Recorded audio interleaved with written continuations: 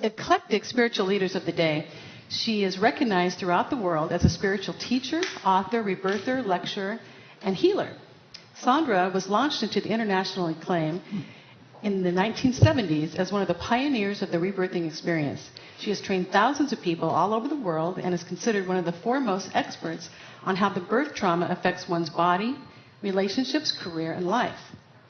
Sandra is also known for her training, some of which include the Loving Relationships Training, which is also called LRT, for her rebirthing, for rejuvenation, cooperation, sacred relationships, as well as seminars in the teaching of the aspects of the Divine Mother. Sandra has taken these seminars and trainings across the globe to countries such as England, France, Spain, Germany, Iceland, Poland, Sweden, Russia, New Zealand, Bali, Japan. She also takes people every year to India on annual pilgrimages. Sandra has a bachelor's degree in nursing from the University of Florida College of Nursing and a master's degree in public health and family sociology from the University of Arizona. She was trained as a nurse practitioner in obstetrics and gynecology. Early on, she worked in the Peace Corps and was stationed in Peru. Sonia has written over 15 books, which include her latest book, Rock Your World with the Divine Mother. You can find more about Sandra Ray on her website, which is sandraray.com. So welcome to the show. Thank you. So nice to have you here. Thank you for coming. Thank you. I'm excited to be here. You know, Sandra, you really are the mother of rebirthing, aren't you? That's what they call me. So why don't you tell, what is rebirth? What exactly is rebirthing? Oh, rebirthing is a wonderful spiritual purification technique done with breathing, and you breathe in a certain way in the upper chest. And you breathe in a circular, smooth rhythm with no holding at the top and no holding at the bottom. And you breathe this way for a whole hour. And a lot of energy comes in your body, and the energy has an innate intelligence. And it pushes out stress, negativity, suppressed negative thoughts, birth trauma, past lives, pain. And the most wonderful thing is you can get rid of pain. I had a lot of pain when I came to rebirthing. I had pain for about 14 years. When my father died, it started, and I couldn't get rid of it, you know. And I also had other problems. My hair was falling out after a divorce. Stress. And I was wearing wigs. So I had a lot of problems when I came to rebirthing. And after only 3 sessions, all the pain I had had for 14 years left my body permanently. So you can see why I became a rebirther. So were you just holding a cellular memory in your body? Is that? Well, when my father died, you know, it brings up a lot of things in your body when a parent dies. And it's really the unconscious death programming comes up. And if you don't release it, it will create tension and pain in the body. So I knew it was psychosomatic because it would move around, but that it was still pain. Right. And nobody could help me with it. Not one person in my own medical profession could help me. But in rebirthing, it only took 3 sessions. That's wonderful. So that's what I like to tell people is you can have a pain-free body. Well, one of the things I like the best about rebirthing, too, is I have known to be a fairly impatient person. Go figure. And to me, it's not something, it's so quick. You Yes. just breathe it in and you breathe it out, and it moves so quickly. To me, that's so powerful. Right. You know, and people tell us that they get more out of a couple sessions of rebirthing than they did of 10 years of therapy. Exactly. Yeah, and the reason why is in therapy, sometimes you're analyzing the darkness. Right. And in rebirthing, we're pulling in the light, and the light pushes out the darkness on the exhale. So we're not analyzing the darkness, we're releasing it through the light. Just let it go. Don't have to even talk about it. Well, when you do this rebirthing process, do you necessarily go back to your birth? Eventually, if you keep with it, and you know, we consider rebirthing a lifelong spiritual path, and eventually Right. your birth trauma will come up when you're ready. And after you release your trauma, the memory of your birth, you feel totally different. Now, that doesn't mean you're going to remember it the first session. You Right. know. You only let up in each session what you're ready to let go of. It's totally safe. So you may not be ready to look at your birth trauma the first session. You might have to go through an incident that happened at 5 or something. But eventually it will all come out. And the memory is all stored in there. Just because you can't consciously remember your birth doesn't mean it's not recorded. So you were there, Right. so it's all recorded. So and it's in your memory. It's in your cellular memory, right. And you know, they say that it's which is kind of hard to grasp, that it's harder to be born than it is to die. Is that something? Well, it is very scary for a newborn, even a normal birth, because you're coming down the vaginal canal, and it's very dark and you don't know where you're going. And you have to get the atmosphere in and the liquid out. So, it's like taking a fish and throwing it on the beach and saying, breathe, figure it out yourself, Just slap that fish. Yeah. And so the baby's coming out, and it has to get the amniotic fluid out of the lungs and the atmosphere in. And unfortunately, they cut the cord too fast, the doctors, most times in the past. So then the baby's choking on its own amniotic fluid. And the way they handled that was to turn the baby upside down and slap it. And babies do not like that. I kind of like it now, but... Just kidding. You're funny. Call me. So anyway, Sandra. You like being turned upside down, too? I could work with that. So also, it's the temperature change, and it goes from dark to all this bright light. Right, and recently I saw some films on ordinary birth compared to the underwater birth they do in Russia. And here these babies are coming out, and the cord's cut really fast, they're choking, and then they take cloth and they rub the skin really hard, and babies can't stand never been that. touched before. It's like putting a hot iron on the baby's skin, and the babies are screaming. It's like torture. They should never have these bright lights and this cold temperature and rubbing them, and then they stick all this stuff in their eyes, and they stick all kinds of pins in them for tests. And so quick, rough with them. And it's the baby's first 5 minutes. Well, you could compare it to this. Let's imagine a couple saves up their whole life to go down to Mexico, Puerto Vallarta for a vacation, and they go in the hotel and the doors slam and the staff proceeds to beat them up. That's kind of how a baby feels. Yeah, really. It's very unfortunate. I'm talking about a normal birth. Imagine if you were a cesarean, breech, forceps, preemie, and an incubator, et cetera, et cetera. It's more birth trauma. Now, you wrote a book about birth traumas, Birthing Relationships? Birth and Relationships. Birth and Relationships. Yeah. It's such a great book. Thank you. So explain that the most births are traumatic no matter what, as you just explained. But also what I thought was interesting is that the way that you're born, the physical circumstances around your birth, have to do with personality traits or how you live your life, the rest of your life. Yeah, well, let's just take a normal birth first, and then we'll go to the other births. Sure. A normal birth, the baby comes out, and it's turned upside down. The doctor slaps it. So if it's a girl baby, she might get a preverbal thought, men hurt me, okay? Then she suppresses that thought until she grows up and starts going out with men. And then that thought almost, the more you suppress something, the more it has an intensity, the more intense it gets. Right. So that thought has an intensity and it's out there like, men hurt me, almost it's very like unconscious. Yeah, it's a pre-verbal thought. And so then a man hurts her, and then she says, see, I knew it. Those bastards, men hurt me. Then she reinforces she collects the thought. evidence to show that men and hurt it me. keeps perpetuating until you find out that that's a thought you can change. Then if you have a complicated birth, like, let's say somebody is forceps. Well, I used to go out with a guy that was forceps. And every time I was with him, I felt like I had to go, come on with me. I felt like I had to pull him, and then if somebody's induced, then you have to induce them to get going, and then they resent it, but they set it up for you to induce them. So they're not self-starters. Yeah, if they're induced, they were artificially started. The labor was artificially started by Pitocin drip medical technique. And so these people are waiting to be induced, Or if they're cesarean, you can imagine a cesarean is a very dramatic scene. And there's a lot of blood. And, if the husband is there, sometimes he passes out. It's just too much, So here's this baby with all these knives, everywhere. And the baby has to be lifted out. And I have rebirthed people that are cesarean. You go to their house, they have a knife collection on the wall. Or otherwise they're terrified. Really? They're either fascinated with knives or they're terrified of knives. And one of my clients, she used to go hunting with her father, and she got very good at skinning the animals with a knife.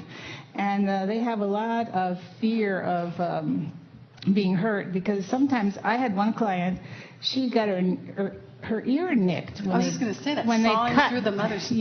Yeah. And so these people have a lot of drama in their life, and they also have trouble completing things because they didn't get to complete their birth.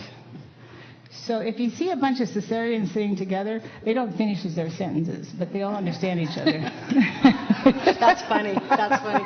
Well, what about people, because back in, we have so many baby boomers right now, and they were all, so many of the mothers were drugged. Yes. They didn't know any better. They just drugged yeah. that. So look how many we went to the 60s with all these druggies. Right. Is that just an escape method? Yeah, it's definitely related. And, when the baby is in the womb and the mother has a lot of anesthesia, you can imagine it crosses the placenta, And the placenta is not a barrier. It's like a sieve. So the whole amount of drugs goes into this little baby's body.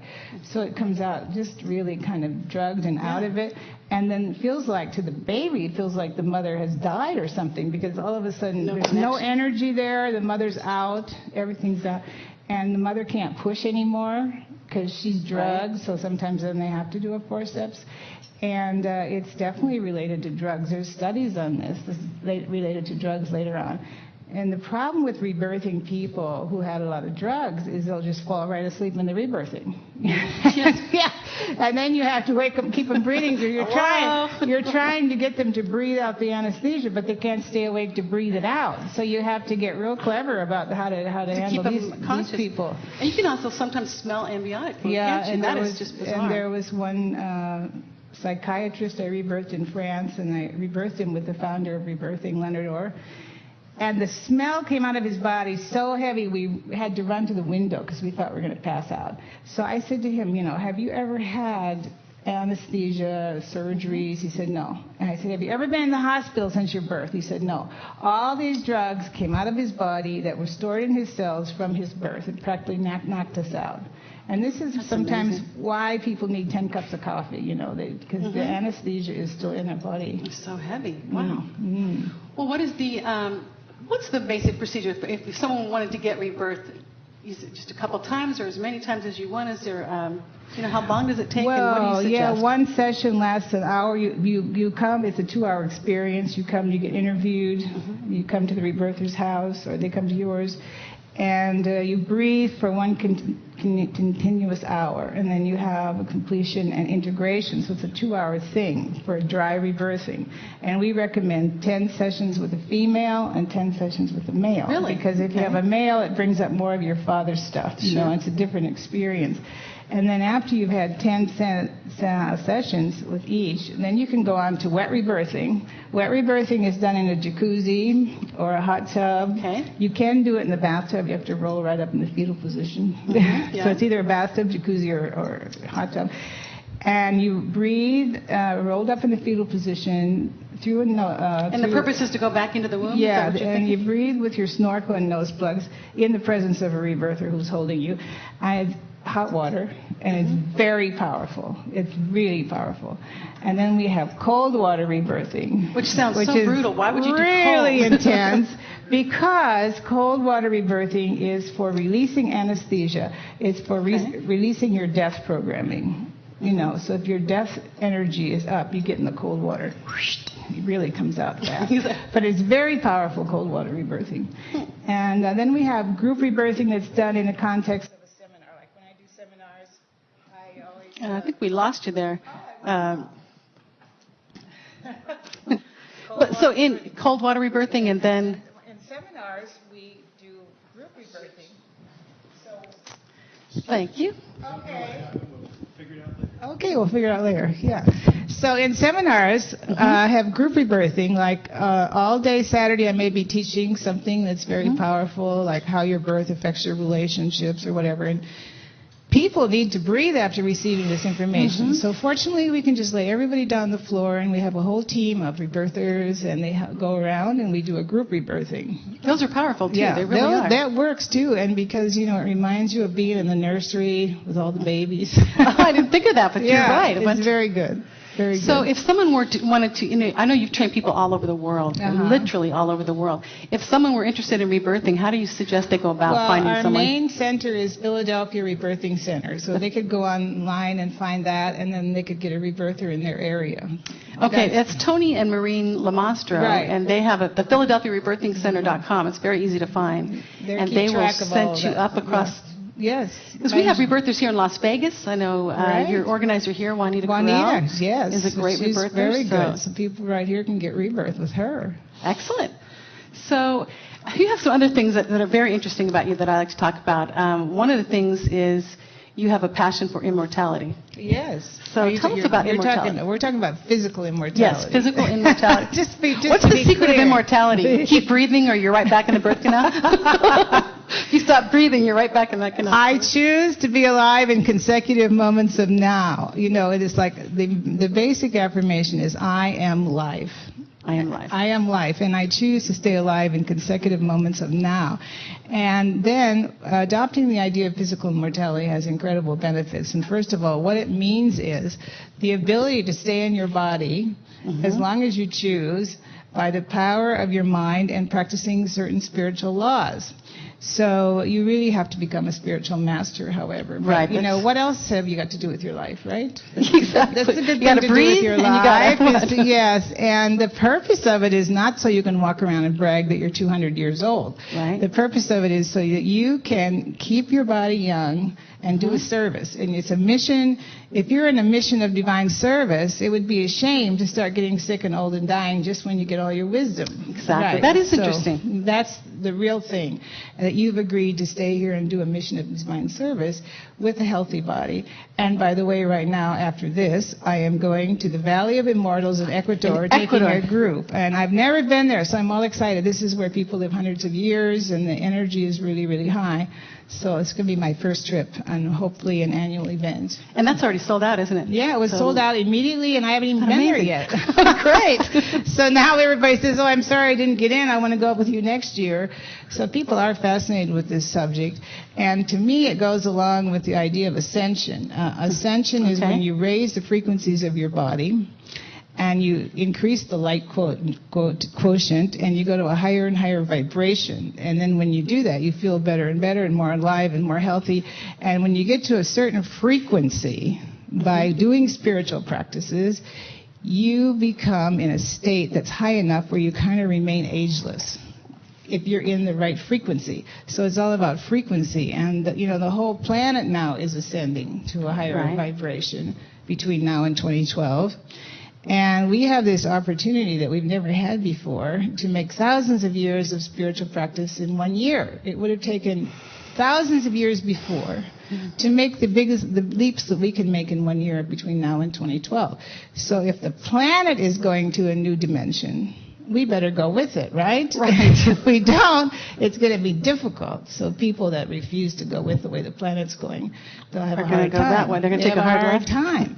So you have to give up anger, guilt, forgiveness. Forgiveness for sure has to be. One sign of spiritual advancement is have you totally forgiven your parents. That's just one sign, So forgiveness is the key to happiness anyway.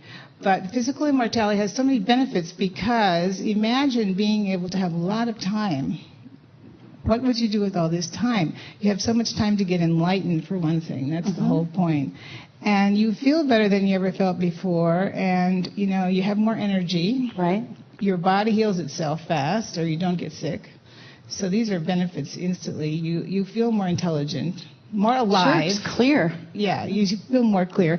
So what happens is the people have what we call an unconscious death urge.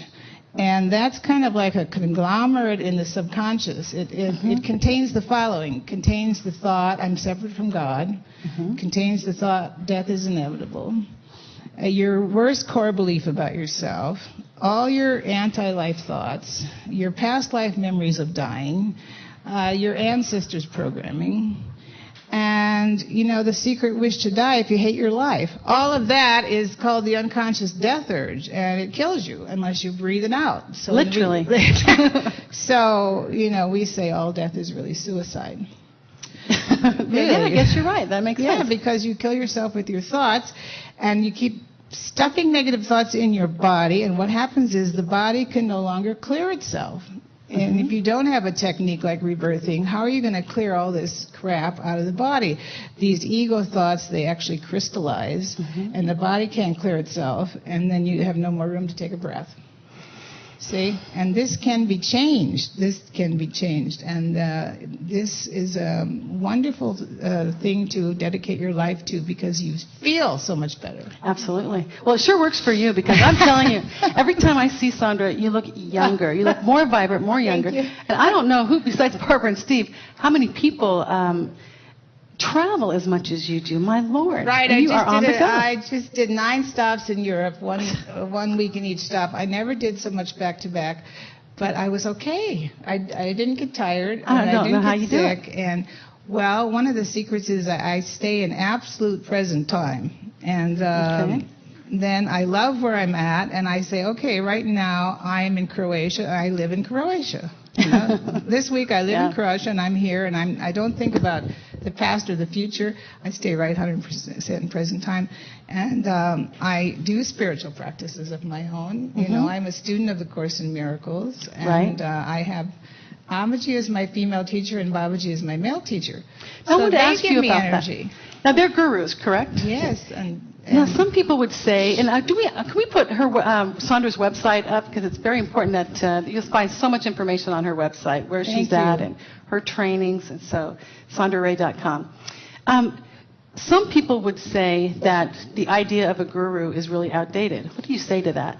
Oh, well, they should try it before they criticize it. You know? And first of all, it depends on if you have the right guru. And Babaji is called a Maha Avatar, which means he descended directly from the source, and he was not born of a woman. Now, how can you get any higher than that? Right. See?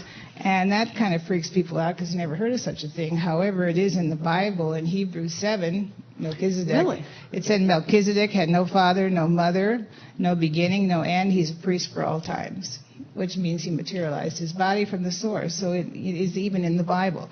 So that a Maha Avatar is someone that can just materialize their body and dematerialize their body. And I've seen him do it, and I feel that's the highest possible thing I could study with. That's why I'm studying with Babaji. And, you know... do you just aspire to do that as well? There's only before Babaji or after Babaji in my life. Because before Babaji, I had no idea who I was or what I could do. And it's the very accelerated, rapid path, because if you have a true master like that, they push you to be all that you can be as fast as you can take it, you see. Be careful for what you ask for, huh? Yeah, right. But it's like having, you know, like being in bliss in your own home, to have this master in your life, you know. And he's obviously an aspect of God, correct? He is directly from God, and there's nothing go between. No separation. No separation. And this is why Babaji can actually have 108 different bodies if he wants to, because he does not have the thought, I can't do that. So you never know what the heck he looks like. I mean, you know, he's unlimited. If he's directly from the source, he can do anything he wants, you know. So I have seen him bilocate and so on. You've personally seen him do that? Yeah. And people can read the autobiography of a yogi by Yogananda. Which is one of my favorite books. Yeah. It's a life-changing book, isn't it? Yes, it absolutely is. And chapter 33 and 34 are about Babaji. So I have the honor to